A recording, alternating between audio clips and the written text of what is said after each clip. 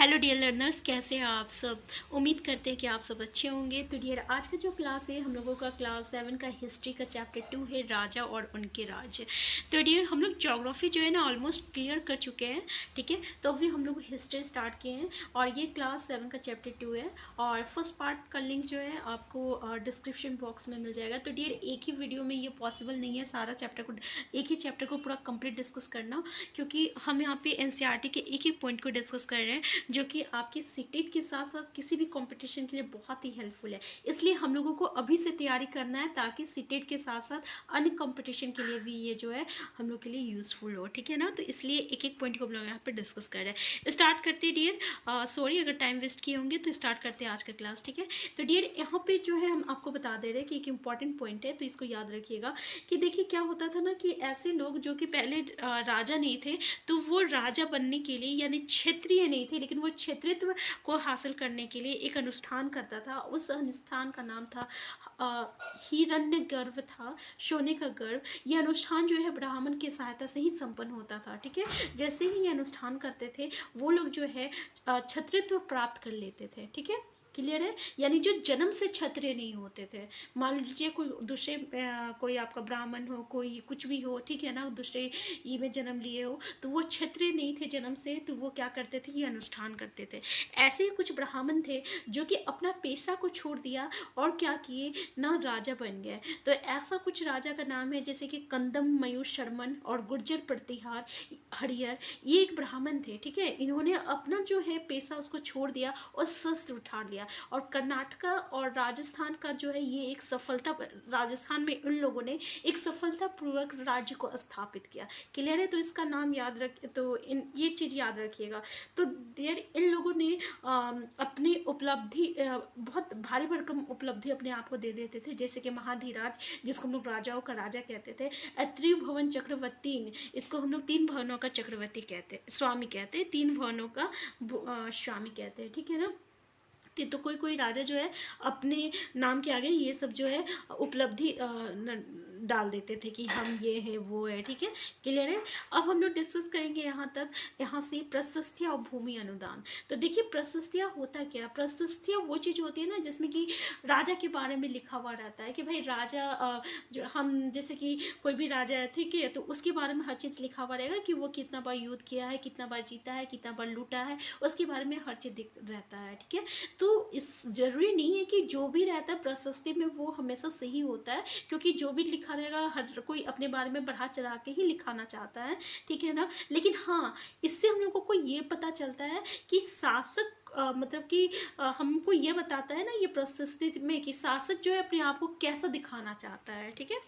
तो ये जो है आपका किसके द्वारा लिखा हुआ रहता था, तो ब्राह्मण के द्वारा ही लिखा हुआ रहता था, ठीक है।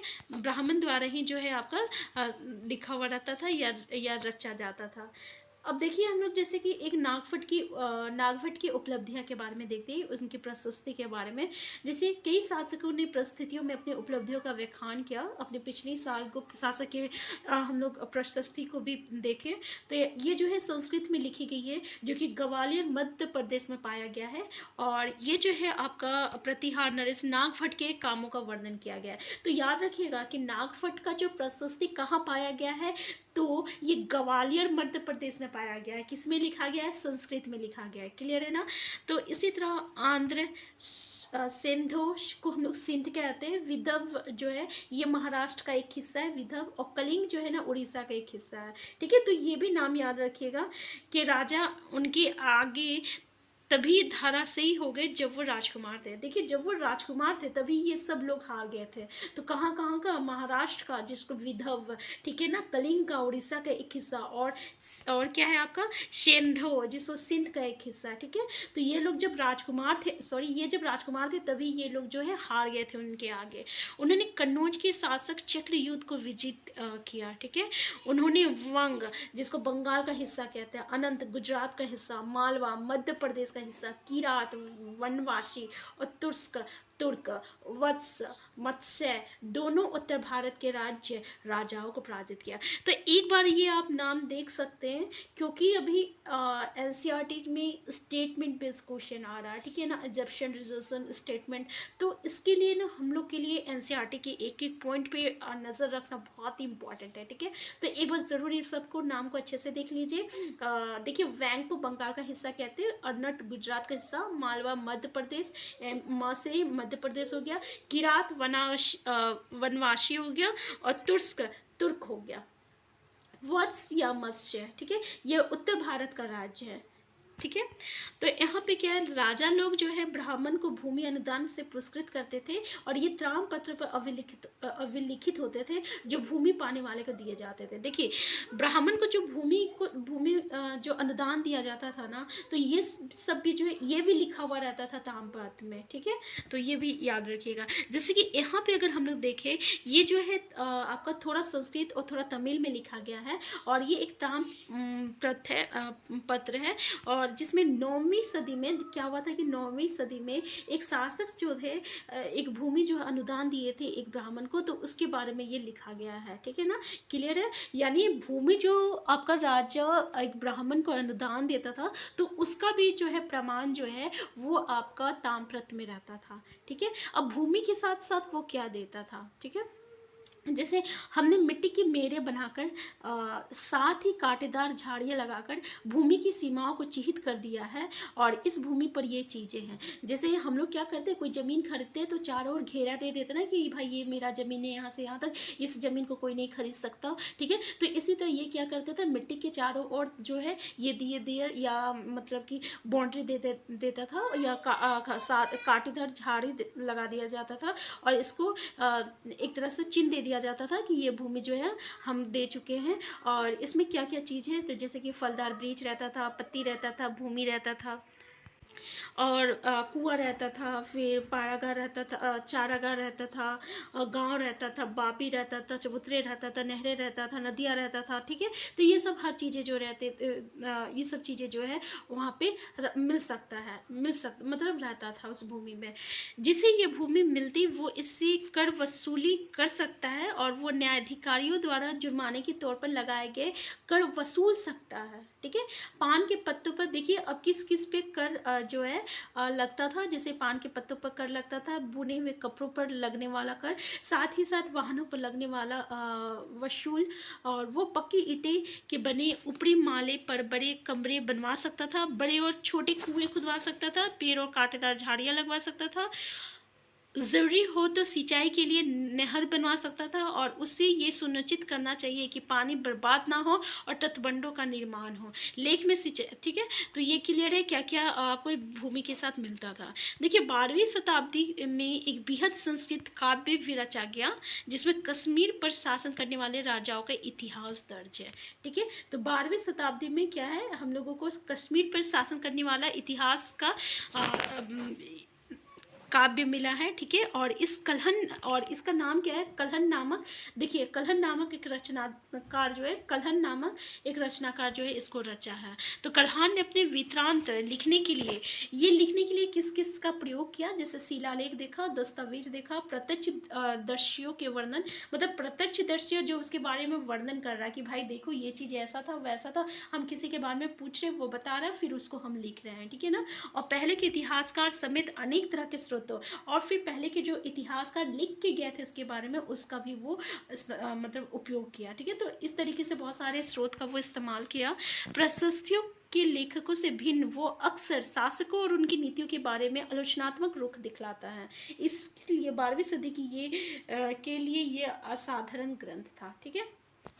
तो ये समझ में आ गया डियर। नेक्स्ट हम लोग का धन के लिए। अब जैसे कि आपको पता है युद्ध तो होता था, तो युद्ध किस लिए होता था, तो युद्ध जब होता था तो उसमें क्या होता था कि हम लोग राजा लोग जो है दूसरे राजा पर आक्रमण करते थे और वहाँ का वो धन लूटते थे, ठीक है, यही होता था, ठीक है।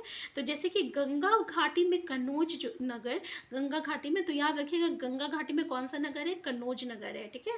तो गुर्जर प्रतिहार राष्ट्रकूट और पाल वंशों के शासक सदियों तक, देख लीजिए जो आपका गंगा नदी में कन्नौज है, इसमें कौन कौन शामिल थे? गुज्जर प्रतिहार, राष्ट्रकूट और पाल वंश, ये तीनों जो थे ना, ये जो है इसको हम लोग क्या कहते हैं? त्रिपक्षीय संघर्ष कहते हैं। ये तीनों आपस में लड़ते रहते थे, ठीक है, आपस में लड़ते रहते थे उस पर नियंत्रण करने के लिए। तो याद रखिएगा, राष्ट्रकूट, पाल वंश, गुज्जर, कहाँ? तो गंगा का कन्नौज में, ठीक है। इसको क्या कहा जाता है? त्रिपक्षीय संघर्ष कहा जाता है। और इनकी जो लड़ाई थी ना, बहुत ही लंबे समय तक चल रही थी। शासकों ने बड़े मंदिरों का निर्माण करवा कर फिर अपनी सत्ता और संसाधनों का प्रदर्शन करने का प्रयास किया। देखिए, ये लोग जो है बड़े बड़े मंदिर का भी निर्माण करते थे, इसलिए ज़्यादा नज़र तक मंदिर पे होता था, क्योंकि मंदिर में बहुत चढ़ावा चढ़ता था ना, तो इसलिए वो लोग जो है मंदिर को ही अपना निशाना बनाते थे, ठीक है। और जब एक दूसरे को आक्रमण करते थे तो किसको निशाना बनाते थे? तो मंदिर को निशाना बनाते थे।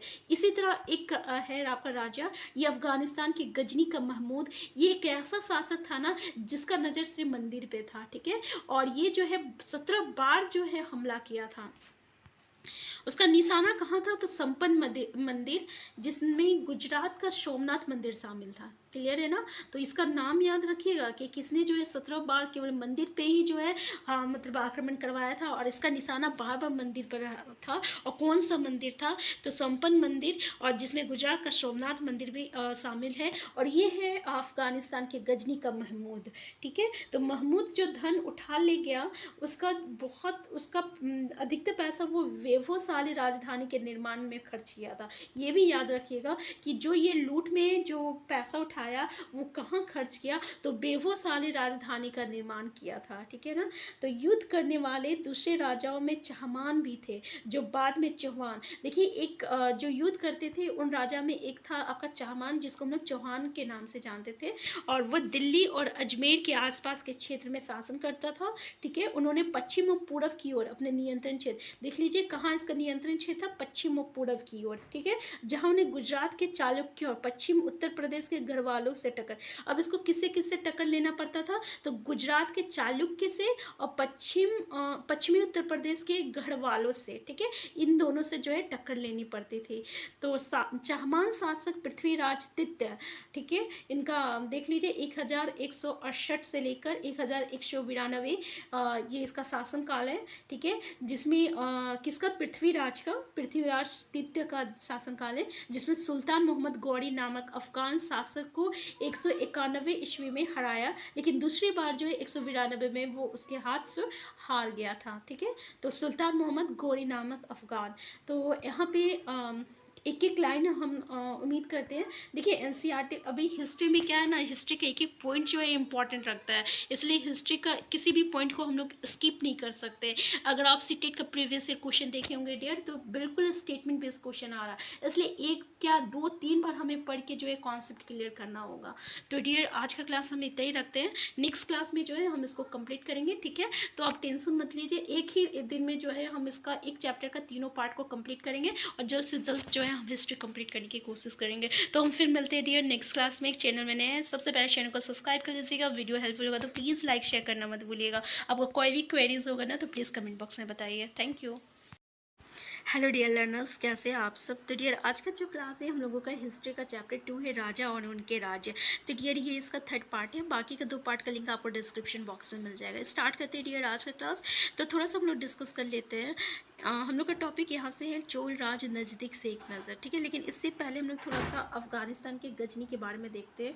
अफगानिस्तान का गजनी का महमूद जो है एक ऐसा शासक था ना, जिसका नज़र जो रहता था सिर्फ, जिसका निशाना सिर्फ मंदिर पे रहता था, वो मंदिरों को लूटता था, ठीक है। वो 17 बार जो मंदिरों को लूटा है, और उसमें जो है आपका सोमनाथ मंदिर जो है गुजरात का, वो भी शामिल है। क्लियर है? नेक्स्ट पॉइंट हम लोग देखते हैं कि चोल वंश जो है ये सत्ता पे कैसे आया था। तो देखिए, कावेरी डेल्टा में मुटियार नाम एक प्रसिद्ध मुखिया का परिवार रहता था। वो कांचीपुरम के पल्लव राजा का जो थे माथंत थे। तो उय्यार के चोल वंशीय प्राचीन मुखिया परिवार के विजयालय ने 9वीं सदी के मध्य में मुटियारों को हराकर, तो क्या किया, ये मुटियारों को हराकर क्या किया, डेल्टा पर अपना कब्जा कर लिया और उसने वहाँ तंजाउर शहर और निशुप सुधनी देवी का मंदिर बनवाया। तो याद रखिएगा कि चोल वंश का प्राचीन मुखिया, ठीक है, जिसका नाम क्या है, ये उड़ियर के चोल वंश थे, इसी ने क्या है मुटियर पे क्या किया था, हमला किया था और फिर वहाँ पे वो क्या बनाया था, तो तंजावुर शहर बनाया था और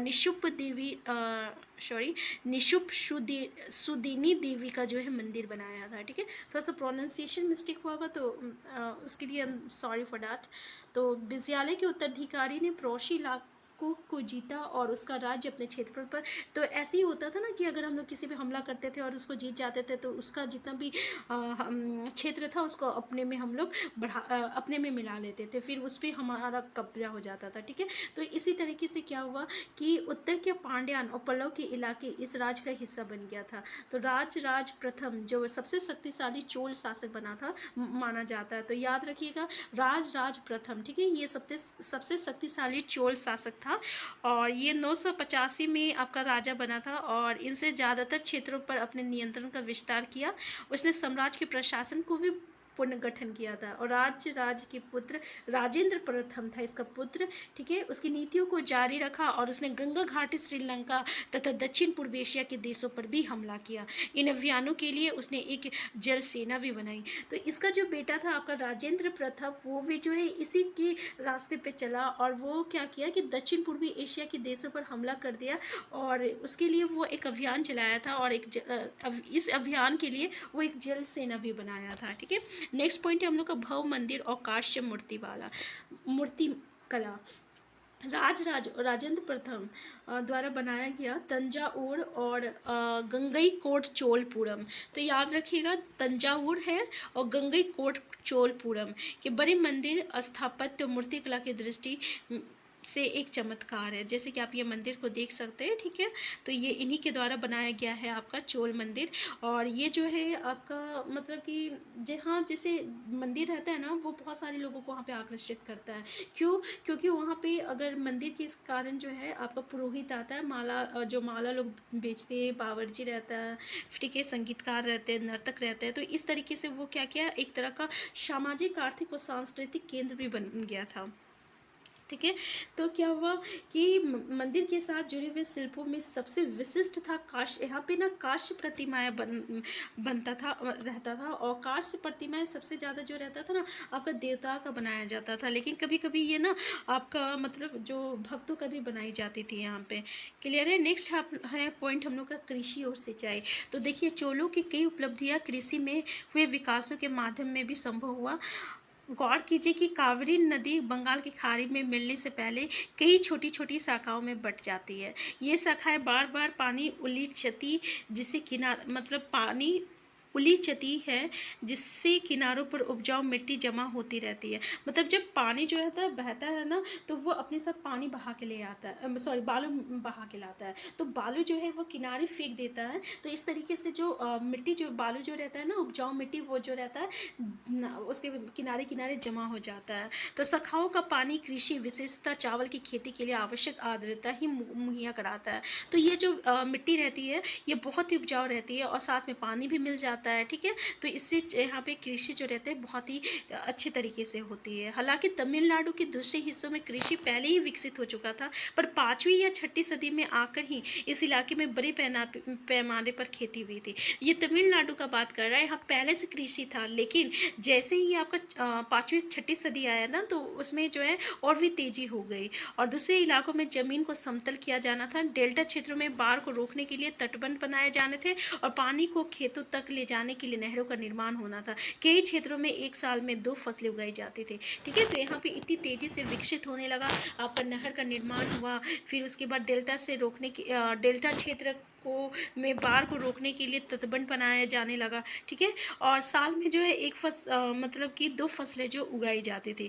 कई शहरों पे फसलों की सिंचाई जो है कृत्रिम रूप से करना ज़रूरी था। सिंचाई के लिए कई पद्धतियाँ अपनाई जाती थी और कुछ इलाकों में कुएं खोदे गए, कुछ अन्य शहरों में बारिश के पानी को इकट्ठा करने का विशाल सरोवर बनाए गए। तो देखिए आप यहाँ पे देख सकते हैं कि कितनी तेज़ी से यहाँ पे जो है आपका डेवलपमेंट हो रहा था। ठीक है, यानी आपका सिंचाई के कई माध्यम यहाँ पे मतलब कि स्टार्ट हो गया था। जैसे कि अगर हम लोग बारे बोले तो जो पानी की जो बरसात की जो पानी थी ना, उसको इकट्ठा करने के लिए सरोवर बनाए गए थे। और इसके साथ साथ जो है आपका सिंचाई मतलब कि इलाकों में कुआं भी खोदा गया। ठीक है, तो यहाँ पे ये जो मूर्ति है ना, ये चोल काश्य प्रतिमा है।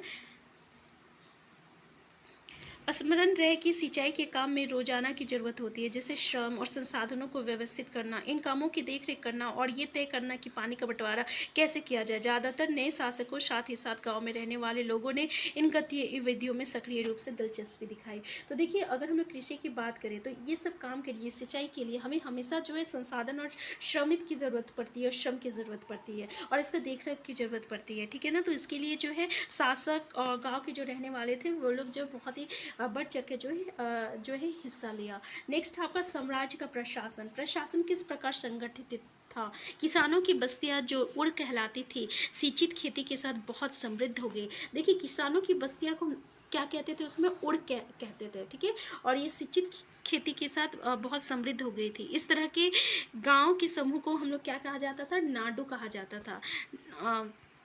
ग्राम प्रसिद्ध और नाडु न्याय करने और कर वसूलने जैसे कई प्रशासकीय कार्य करते थे। धनी किसानों को केंद्रीय चोल सरकार की देखरेख में नाडु के कामकाज में अच्छा खासा नियंत्रण हासिल था। उनमें से कई धनी भूस्वामियों को चोल राजाओं ने सम्मान के रूप में मुएंद वेलन, 3 राजाओं को अपनी सेवाएं प्रदान करने वाला वेलन या किसान, अड़ियार प्रधान जैसे उपलब्धियां दी। तो ये देखिए, ये सब कुछ जो है उपलब्धि है, जैसे कि अड़ियार, ये एक तरह का उपलब्धि है। फिर मुएद वेलन, 3 राजाओं को अपनी सेवाएं प्रदान करने वाला वेलन या किसान, यानी जो 3 राजा को अपनी सेवा दे रहा है उसको हम लोग मुएद वेलन कहते हैं। ये एक तरह का उपलब्धि है। ठीक है, और फिर अड़ियार, ये भी एक जिसको हम लोग प्रधान कहते हैं, ये भी एक तरह का जो है उपलब्धि है। यहाँ पे भूमि के प्रकार दिया हुआ है, जैसे कि अगर हम लोग किसी को दान में भूमि देते हैं तो उसको क्या कहते हैं, जैसे कि चोल अभिलेखों में अभिलेख होता है, जिसमें कि तो अभिलेख तो जानते होंगे, जिसमें राजाओं के बारे में लिखा हुआ रहता था। तो उसमें वेलन वगाई क्या होता है कि गैर ब्राह्मण किसान स्वामी की भूमि को हम लोग वेलन वगाई कहते हैं। ब्राह्मण देव, जो ब्राह्मण को उपहार के रूप में जो भूमि दी जाती है। साला भोग, किसी विद्यालय के रख रखाव के लिए जो भूमि दी जाती है। देवदान या तिरुनमट्टी कनी, जो मंदिर के उपहार में दी गई जो भूमि होती है। और पल्ली चंदम, जैन संस्थानों को जो भूमि दी जाती है दान में। तो ये सब कुछ नाम है, तो बस एक बार आप देख लीजिएगा। हमने देखा कि ब्राह्मणों को समय पे, तो हम इससे पहले भी पढ़ चुके कि ब्राह्मण को जो है किस तरीके से यहाँ पे मतलब कि भूमि जो है दान पे दी जाती थी। और ये इसका जिक्र जो है प्रशस्ति और अभिलेख दोनों में किया गया है। प्रत्येक ब्रह्मदेव की देख रेख प्रमुख ब्राह्मण भूस्वामों की एक सभा द्वारा की जाती थी, और ये सभाएं बहुत कुशलतापूर्वक जो है काम करती थी।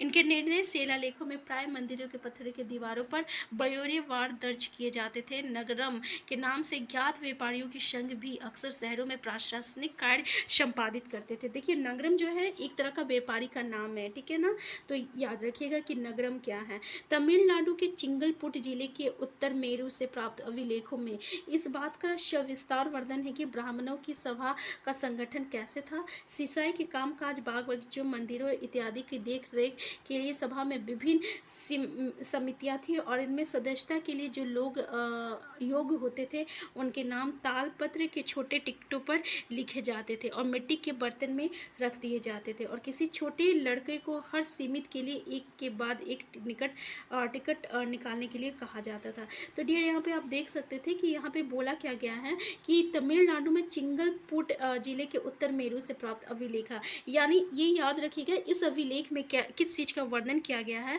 तो इसमें ब्राह्मण का एक सभा का संगठन होता था, और सिंचाई का जो कामकाज होता था, बाग बगीचा जो होता था, मंदिरों का जो देख रेख होता था ना, तो इसके लिए एक सभा और समिति बनाई गई थी। क्लियर है, तो याद रखिएगा ये जो है आपका अभिलेख का नाम है, तमिलनाडु के चिंगलपुट जिले के उत्तर मेरू से प्राप्त है ये अभिलेख। और इनमें सदस्यता के लिए, देखिए सदस्यता के लिए क्या किया जाता था ना, कि इसमें छोटे छोटे टिकट बनाया जाता था। कैसे अभी हम लोग कागज़ में लिख देते हैं नाम और फिर उसको मिला देते हैं और फिर उसमें उठाते हैं, तो ठीक ऐसे ही जो है लॉटरी सिस्टम जैसा किया जाता था, ठीक है। तो और जिसका नाम आता था वही उसका देख रेख किया करता था। तो ये चीज़ का उल्लेख जो है अभिलेख से हुआ है, और अभिलेख जो है ये पाया गया है तमिलनाडु के चिंगलपुट जिले के उत्तर मेरू में। क्लियर है यहाँ पे। अब यहाँ पे हम लोग देखते हैं अभिलेख और लिखित साम्राज्य, एक बार हम लोग बस इसको डिस्कस करते हैं, ठीक है, कि क्या है आपका उत्तर मेरू अभिलेख के अनुसार सभा की सदस्यता। सभा की सदस्यता के लिए इच्छुक लोगों को ऐसी भूमि का स्वामी होना चाहिए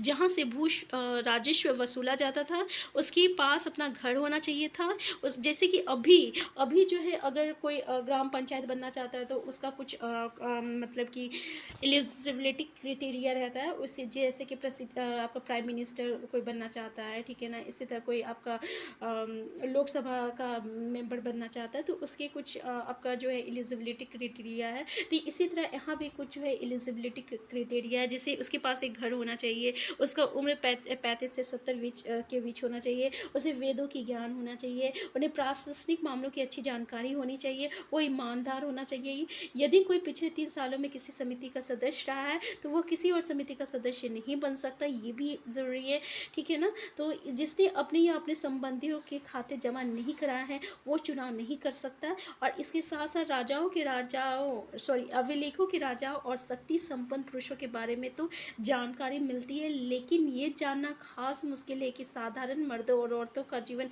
इन राज्यों में कैसा था। 12वीं शताब्दी की तमिल कृति पेरिया पूर्णम से एक उदाहरण देखिए। पेरिया पूर्णम जो है एक तरह का अभिलेख है जो कि 12वीं सदी की तमिल में है, ठीक है। इसमें क्या है आपका अडनूर की सरहदों पर फूस की पुरानी झाजनों वाली छोटी छोटी झोपड़ियों से आटा पड़ा पुलैया एक ऐसा समूह जिसे ब्राह्मण और वेलाल प्रतिष्ठित समाज के बाहर मानते थे। लोगों का एक छोटा सा पुरवा था जिसमें ओछे किस्म के पेशों में लगे खेतियार मजदूर रहते थे, और चमड़े की पट्टियों से घिरे हुए झोपड़ियों के आहतों में छोटे मुर्गे या मुर्गियों झुंडों में घूमते रहते थे। गहरे रंग के बच्चे जो काले लोहे के कंगन पहने हुए थे और छोटे पिल्लों को उठाए उछलते चले रहे थे। मारुत पेड़ों की छाया में एक दूरनी ने अपने बच्चे को चमड़े की एक चादर पर सुला दिया। आम के पेड़ भी थे जिनकी शाखाओं पर नगारे लटके हुए थे, और नारियल के पेड़ों के नीचे जमीन में बने छोटे गड्ढों में छोटे सिरों वाली कुतिया पिल्लों को दूध पिलाने के बाद लेटी हुई थी। लाल कलगी वाले मुर्गों ने फटीक से पहले तकरीफ पुलावा का बहुवचन को दिन के काम पे जाने की हाक लगाते हुए भाग दे दी। धान कुटती लहरदार बालों वाली पुलैया स्त्री के गाने की आवाज़ रोजाना कांजी वृक्ष की छाया में फैलती थी। देखिए मतलब कि हम लोग तो अभी तक जो बड़े बड़े जो पुरुष थे, जो राजा थे, जो रानी थे, उनके बारे में जो है अभिलेख में देखते आए हैं और प्रशस्ति में सुनते आए हैं, लेकिन जो छोटे मोटे जो गाँव के लोग थे उनके बारे में जानकारी कहाँ से मिल सकती है। तो ये जो है इसी गाँव में जो झोपड़ी में जो लोग रहते थे, जो वहाँ के बच्चे जो करते थे, जो अपने हाथों में मतलब कि बिल्ली को उठाए घूमते थे, औरत जो है काम किया करती थी, और ठीक है। तो इस तरीके का जिक्र जो आपका पेरियापुरम में मिला है, जो कि 12वीं शताब्दी की है और तमिल में लिखी गई है, ठीक है। तो डियर यहाँ पे ये चैप्टर कंप्लीट हो चुका है, ठीक है। हम एक बार जो है पूरे मतलब कि पूरा चैप्टर को एक बार जो है फिर से हम लोग इसको रिवाइज करेंगे। ऐसे ही हम लोग नेक्स्ट क्लास में हम लोग नेक्स्ट चैप्टर को डिस्कस करेंगे। अगर चैनल में नए हैं सबसे पहले चैनल को सब्सक्राइब कर लीजिएगा। वीडियो हेल्पफुल होगा तो लाइक और शेयर करना मत भूलिएगा। और हाँ, आपकी कोई भी क्वेरीज होगी ना तो प्लीज़ आप कमेंट बॉक्स में ज़रूर बताइएगा। हम फिर मिलते हैं, तब तक के लिए आप स्वस्थ रहिए, खुश रहिए, अपना ख्याल रखिए। Thank you.